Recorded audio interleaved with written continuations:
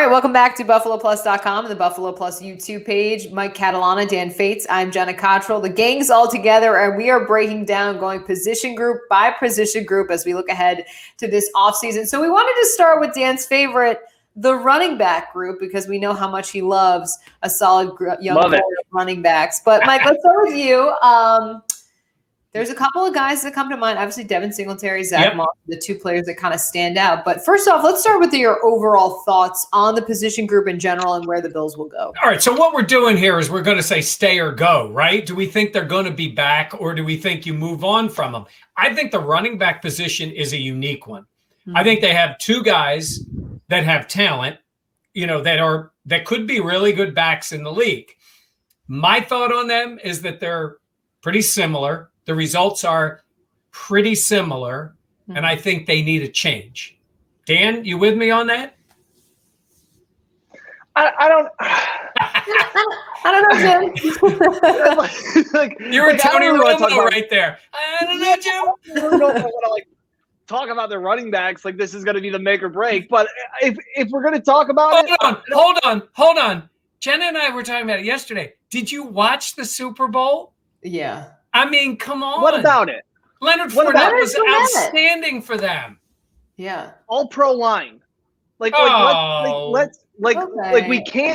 It's not just one piece. That's what I want to understand. Get to the point of. You're right. You're right. That this conversation that we're going to have about stay or go will also be linked to a stay or go that we will talk about the offensive line. Because you're right. And so I think they kind of go hand in hand, where they went with a more versatile, more lighter pass protection offensive line. I think that's where they wanted to go. Now, can they change that up 100%? Can they be more physical? John Feliciano was tweeting during the Super Bowl going, man, it's awesome to see a team run the football. You want to know what John Feliciano wants to do? I asked him about it, and he says, I'm a big fat guy, so I like to run the ball and hit people. So, but he also joked around and said, well, I'm not complaining. Nobody's complaining about winning 13 games. That's the other part. The offensive line controls everything. As we see, I always have 100%. seen from Nick Wright, the only reason Patrick Mahomes wasn't great in the game was because his offensive line let him down. So Patrick Mahomes is not good enough to play well unless he has great play from his offensive line. You're such a troll. I had the Veterans Day off on Monday, where you guys talked on here. Who picked the Bucks? I just wanted to ask. That is true. It's last season, Jenna. It's last season. We're already moving on to next year. Because you want to know why I picked it, and that's the thing. Better O line, better D line. The Bucks have. Yeah. Now, granted, the Chiefs were injured, but I think when we talk about this discussion, as we talk about the running backs, I think it goes hand in hand to where the Bills go. Yes. Offensive line wise, and they have big decisions with the offensive line. Story for another day. But as we look forward to this, they do need to bring in something. I don't know if that is that flashy speed back. I think Zach Moss has proven that he's more of the number one guy. I think that they want him to be the now feature back. And I think Devin Singletary, where I said last year they were 1A and 1B, I think there's a 1 and a 2 now. I think Devin Singletary has kind of fallen to that number 2 spot. And Zach Moss has emerged as that number 1, Jenna. I agree. And I think, I feel like a lot of people were really pleasantly surprised by the rookie season Devin Singletary had a season ago. And they kind of thought he would be able to build off of that. But when you do look at the numbers from last year, it's basically about the same, only about 100 less yards than last year, only 2 touchdowns both years. But I think it was interesting. I was going back through and looking at some of the stuff we did at the Combine. And we actually talked to Zach Moss, Mike, and we talked about how he was a guy who was being compared to a Frank Gore, a more physical type of downhill runner. And it made me think of, Dan, what we talked about is we kind of expected it to be a thunder and lightning. But what we got during the season is a very similar skill set. He did not. From Devin Singletary. Okay, everyone else other than Dan Bates. Than Dan thought it would be a thunder and Dan lightning. Was right, because they're too similar. Right. Dan was right twice. Dan's been right 2 times. That's 2 good. times. In his entire life, 2 times. Right. Okay, here's what I'm going to say. You have 2 backs that do very similar things. And if they want to improve the position, offensive line or not, because they're going to make some changes on the line, certainly. Things are going to be a little bit different. If they want to get better, at that position, even though Brandon Beane sticks up for it, he used 2 third-round picks on his running backs. One of those guys, I think you would move because I agree. You can only have a couple of guys that are regular running backs on the team. You're going to have another guy that's maybe a pass catcher, special teams, all those other things. So if we start with those two, Jenna, I'm going to say if they're going to move on one of them, the guy who goes is Devin Singletary. I agree, but my thing is, what is the market for him? Oh, there's not a big market. It's exactly more moving that, on. and like also I think of the issues with fumbles that he has had and has shown throughout his career so far. I don't know. I agree with you. Like if there are going to move a guy, I would say that it'd be Devin Singletary as the one to go. But I'm just curious if it would even be worth it, and considering what you would be able to get back. Now that's a totally Brandon Beane type of situation, but at the same point, I'm just not sure what the return value would end up being. That return is on draft day, where you see Devin Singletary and a fourth goes to a team to pick up a third or whatever it is. That's just, again, it's February. We're talking about this. I'm saying is if they look at that position and say, Dan, we can't keep these two guys. We need something more dynamic, something bigger, powerful, whatever it is. So I would say, if I'm saying, I say Singletary goes because Moss stays. I don't think you say that one of them has to go. I think that Devin Singletary could get bumped to a number 3. I think Devin Singletary could become the TJ Yeldon. He's inactive on game days. He comes up in a pinch. He can do things when need to be because he'll know the system. They'll say that, he's a good worker. He knows he's been here. But I think that you can add a piece to go along with Zach Moss. They really only kept 3 running backs active on game days, and usually that third one is that special teams guy, which was what Taiwan Jones was, who was a free agent. So the 2 guys that are free agents are Taiwan Jones as well as TJ Yeldon.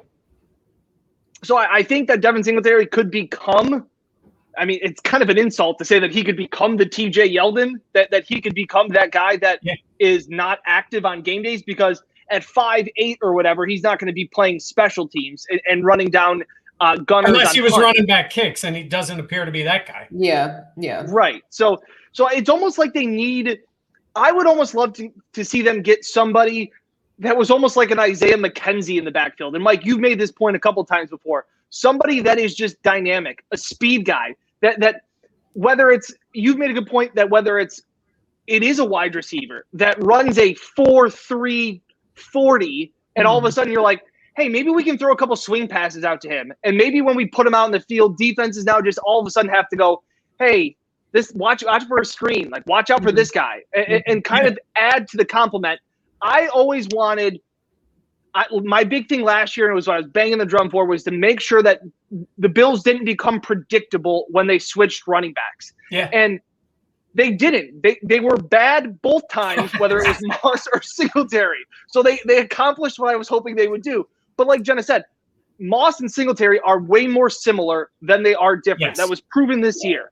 And so to have somebody to come in on a third down and to be I always refer to almost like a Steve Slayton, like just like a different change of pace guy could be it. That's why I referenced Nyheim Hines, who was love him. Well, he was a wide receiver in college. They moved him to running back. He's a pass catcher. Look, give Josh Allen another weapon. That's the way I look at it in those plays. And I don't believe. Did you ever think of either Singletary or Moss as a weapon in the passing game? No.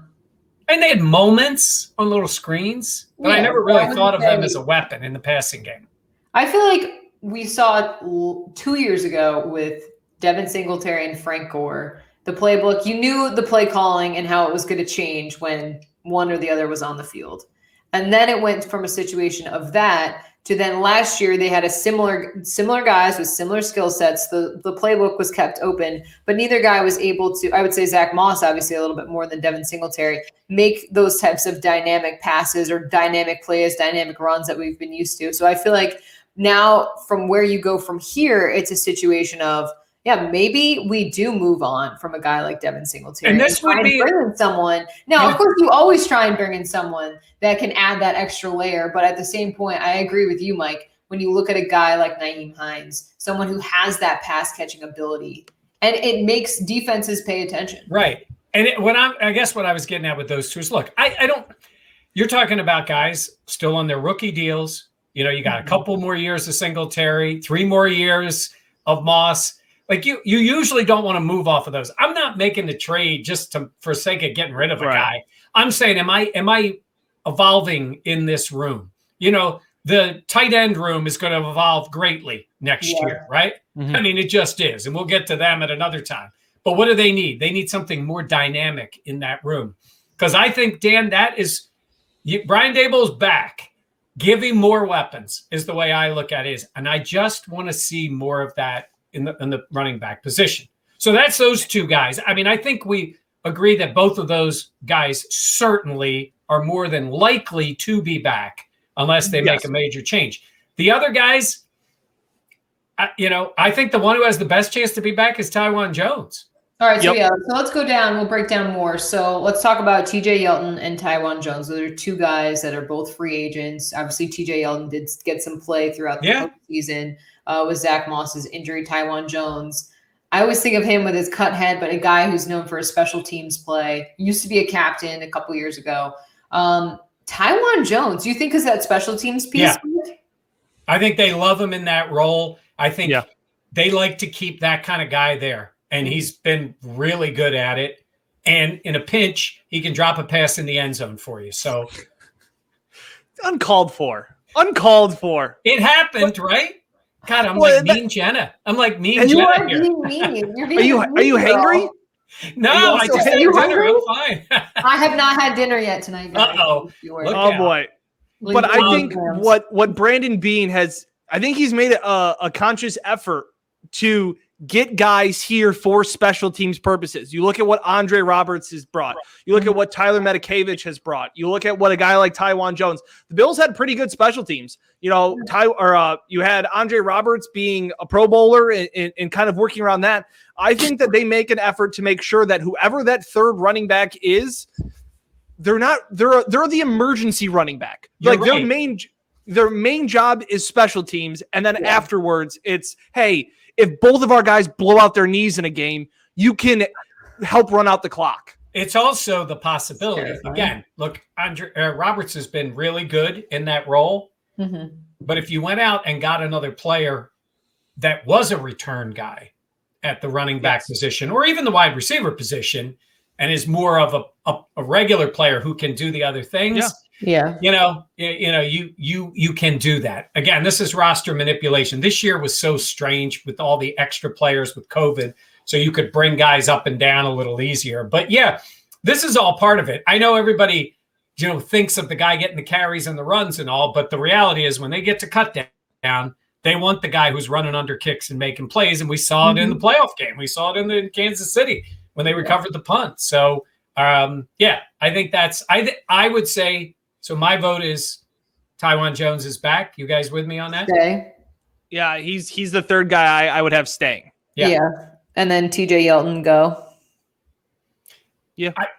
I think it almost has to be. I know they like him in that sense. Like if they were to do something else, we've seen it happen before, at certain positions where, they sign him to a non-guaranteed deal, come back to camp, and let's see what happens. I mean, we don't know what it's going to be like. I wouldn't be stunned to see him in training camp competing for a job. You never know what happens. But I think they're going to try to evolve the room. So I would say go on TJ. Go. And there's so many other guys that are in that same realm. And TJ Yeldon does fine in pass protection. But and the only reason I know this is because I've had Matt Stafford on my fantasy team for years. I know that nobody cares about fantasy teams, but Detroit's always had that third down, receiving back, whether it's a Theo Riddick or whether it's an Amir Abdullah. They've always had this guy that can just kind of hopefully catch a pass, make a guy miss and go 25 yards. And that's where the Bills were really lacking this year in that side game. And that's where, to Mike's point, just getting another weapon in Brian Daboll and giving another weapon that and I think that's what they thought Devin Singletary was going to be. I agree. With you. I remember when Brandon Beane said that when they drafted Devin Singletary, he was the most exciting. And this is so perfect in the run game. He got see what happens when Dan's got to talk about running backs. It's a great screen grab. Oh, we could just watch this all day. Dan talking about running backs. He kind of looks like The Weeknd. I might have been one. He's back. He's back. You're back. Dan, I don't know if you missed it, but when you were talking, you said, I love running backs and love the running game. That's what I got out of the message. Yeah, we're like Brady and Gronk talking on their phones in that commercial. That's what I got. Dan said, I love the running game and running backs. What were you saying? Oh my God, he's frozen again. All right, yeah. We'll keep talking, the two of us. Well, Dan needs a minute. He needs a hot second, but he does. I think what he was talking about was their need for an explosive type of player and someone that they could be a reliable target in the passing game on third down and someone like that. Yeah. And I think he's right. I think when they brought Singletary, now again, it's the offseason. Mm-hmm. They come back. Guys come back sometimes. They become better players. Like you can improve as a running back. I'm not giving up on either one of these guys. I'm really not. I mean, I think they're both good players in the NFL. And if this was a more run-focused offense, then I think, those guys would maybe have more of a chance to get more carries and do all that. But we know the reality, Jenna. They're only going to run it so many times with this team. Yeah, I mean. So when you get a play, you need a play that's I think that's a big play. I think that was the frustration. I think you heard a lot of Bills fans who were really frustrated by Devin Singletary because you saw him have such a year that you thought he could build off of last season. But you're right. I mean, who's not to say that maybe it took him a little bit to figure out like what his offseason plan was. I think of a guy like Deion Dawkins, who had a great rookie year, kind of struggled in his second year and was able to pull it together in year 3. So maybe it's a situation. And Deion even talked about that. They said a lot of guys do that. Dan, what we were saying in that part was if the Bills were, and now I'm making jokes here, if they were a more run-focused team or a team that ran it a lot, these guys would get a lot of carries. They could build up a little more time, a little more momentum, be more impactful. Well, the way they run things. They ain't touching the ball a lot. So they're looking for something. Yeah, and I think that's part of it is the Bills running backs this year were kind of like pinch hitters in baseball. Like they got so few chances that it was like, hey, I don't really know what I'm looking for. The problem is though with Buffalo and what the problem is for Devin Singletary and Zach Moss is that if they're not going to get those bulk carries, the Bills need to find somebody that's a good pinch hitter. There are guys that can just come off the bench in baseball and rake. And that's what they do. And they're just pinch hitters. They don't play the starting lineups unless needed to be.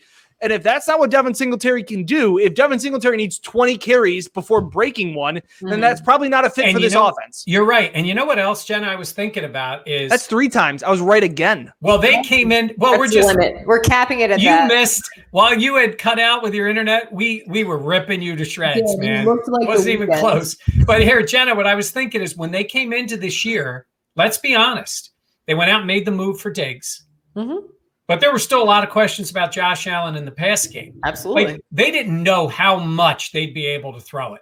And then the passing game just became, one of the best in the entire league. So all of a sudden you evolved. When the year started, I think the plan might have been to run the ball more.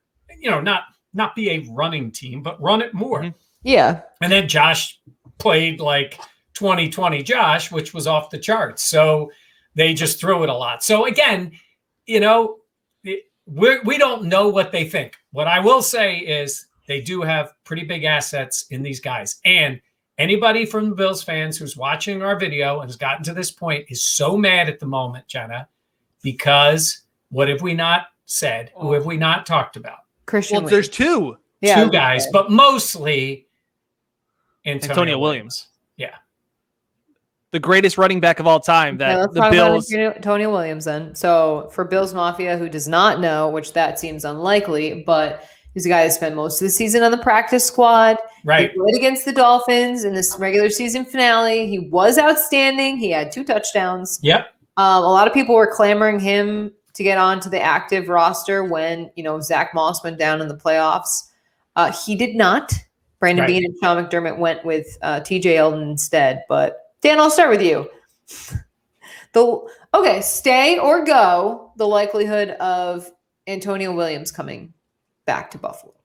He can stay. That's fine. It just doesn't affect the team that much at all. I think that he can go back to the practice squad and sit there. And if he does become something, and if there are preseason games, if he does show something, then fine.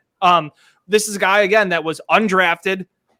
You talk about the Bills wanting to get a running back. They used a third round pick on Zach Moss and didn't even waste a 7th round pick on Tonya Williamson, and they get him undrafted, and he does have a good game, but I just think there's way more that we need to find out about him before we can make an assessment on next year. Does he stay or does he go? He's making like no money. It's 0 cap hit. Like it's kind of an afterthought. Yeah. I think he stays in that role. Again, 90 guys come to camp. Like, that's the way it goes. And look, he wouldn't be the first undrafted free agent to end up being something in the NFL. That can happen. We're not saying that he cannot be a good player in this league, because we've only seen him in a very limited amount of time. But what we were trying to stress to people was putting him out there in the playoff game. And you saw it, I saw it. TJ Yelton, when he was forced into the game, made one really nice catch and a couple of outstanding blocks in the blitz when Josh was under siege. But of course, we know getting pressured by a quarterback in a playoff game is not the quarterback's fault. Nope. It's everybody else's fault. It couldn't be Patrick Mahomes' fault. Yeah, no. Josh Allen, sorry, it's your fault because you couldn't make plays under pressure. But anyway, it's not Patrick Mahomes' fault. Not Patrick Mahomes' fault. When Josh Allen drifts out of the pocket, it's bad. But when Patrick Mahomes does it, it's for a good reason. And Patrick Mahomes had the greatest 3 field goal offensive performance in the history of the world. Savage. He was falling to the ground and threw a ball. He makes more of those throws than anybody in history. He's phenomenal at it. Guess what? He's usually scoring 35 points when he does that. Yeah. He scored 9. Yeah. He had a drop in the end zone. I'm sorry. I'm just I agree. I think Rex Grossman had a better passer rating. Yeah. I think great players can have bad games. Yeah. And that I feel like that narrative cannot exist in our world today. Well, he is still, and look, he's great. He might come back next year and go 17-0 and all the way to, he's great. He's a great player. Great players have had bad games, or maybe not even good games or great games. He didn't overcome basically any of the problems in the game. Yeah. So I don't know how I got to him. I just meant that TJ Yeldon wanted to hammer that though. Well, no. I think that's a great sounding off point is as we're talking about this, our recency bias is the Tampa Bay Bucks winning the Super Bowl. And it's man, they played great defense and they ran the ball. Yeah, they also had Tom Brady. They also had Rob Gronkowski. To sit here and say everybody was talking on the radio, or everybody was talking that the Bucks were the most complete team. No, they weren't. They weren't. They played well down the stretch. Also, I don't really think you need to be a complete team to win. For years, it wasn't like when Patrick Mahomes and the Chiefs won the Super Bowl last year. They weren't the most complete team. They just had Patrick Mahomes, and that's why they won it. Right. Well, they had Patrick Mahomes the other night. He just didn't play well. The Bucs played their best game of the season. No question. They were great. They were great in that game. Yeah, they were. They played 3 great games. I would say there are certain things you can take off of it. And my thought was a lot of those things we saw already in the AFC Championship game with the Bills playing. Yes. What they need to do better pressure, better play on the offensive line, more dynamic tight end. All those things. Brandon Beane talked about a lot of that stuff too. So it just got highlighted more in the Super Bowl because they got blown out, right? Kansas City did? That is correct. They got blown out. Okay. That is accurate. All right, so back to Antonio Williams. Yes. I say he stays. And Dan, you talk about the recency bias. I agree, because right before the playoffs, we saw Antonio Williams playing well against a great Dolphins defense. We saw him scoring those 2 touchdowns. That's not his whole story. And again, I agree with Mike. That doesn't mean you can't be a great player. Look at him. He's in pain. I know, but I'm saying that doesn't mean just because you have a great game doesn't mean you're going to be a great player. And just because you are an undrafted free agent does not mean that you can't be a great player. But I think the Bills will bring him back because he's a low risk move, and you can kind of see from there. And he's in the system. Hey, look. Yeah. If you didn't see anything more out of Devin Singletary than the end of the Denver game when he went 56 yards for the touchdown, you'd be like, we got a guy who's got breakaway speed. It can take it to the house. Christian Wade scoring on his first, preseason game from scrimmage. Nice segue, Jenna. By the way, Christian Wade, who you're going to talk about, his little I don't know, was it Coffee with Christian or whatever it is that they do, the Bills website? Funny. Yeah. Outstanding. It is funny. Yeah. I love him. First of all, that's what he could be doing. The accent is so good. So cool. The accent is so good. Yeah. It's good. And I'm bringing him back just to be there. To be there, just to be on. If they can do it another year, let him be the international guy. He's too old to ever become the regular guy, like to be on the regular roster. It's just not happening for him. Correct. They love him as a guy. They love him as part of the team. He's very popular. So I think can they still do the international pathways? I thought it was only a 2-year program. That was 2 years. I think they need to make him I think they need to sign him to a regular contract. Because there was 2 years of him not taking up space on the practice squad. Yeah. Mm-hmm. He was a roster exemption pretty much. So he would need to take up a roster spot. Could be on the practice squad, right? You could still do that. True. I think he's 28. I think he's 30. But if he's Mike, if he's on the practice squad, that means another team could jump in and sign him. And like the Bills have all these all pros just sitting on the practice squad. And I don't know how Duke Williams, another one. You are so annoying, Dan. I will say that he's going to be 30 this year. If he's going to be 30, it's downhill once you hit 30. So obviously. You would know, right, Mike? Oh, I hit it. I'm going to hit it again. You're doubling down. So, okay. So, hey, look, I think they have a talented group, a group with ability in this backfield. I think they need to change some of the things they do. I think they're going to look in the draft. Mm-hmm. I think if there is a difference maker as a player, and I'll keep using the word dynamic, I think they'd make a play for it. Otherwise, maybe to Dan's point, they adjust some things on the offensive line. They become a little better, not necessarily more, but better, more productive when they run the ball. I'm trying to be nice here. I'm trying not to go. I'll give you guys a comparison. Mike called them, a talented group that was, they had some talent. I will say that the Bills running back group is like my Wi-Fi connection. They're spotty.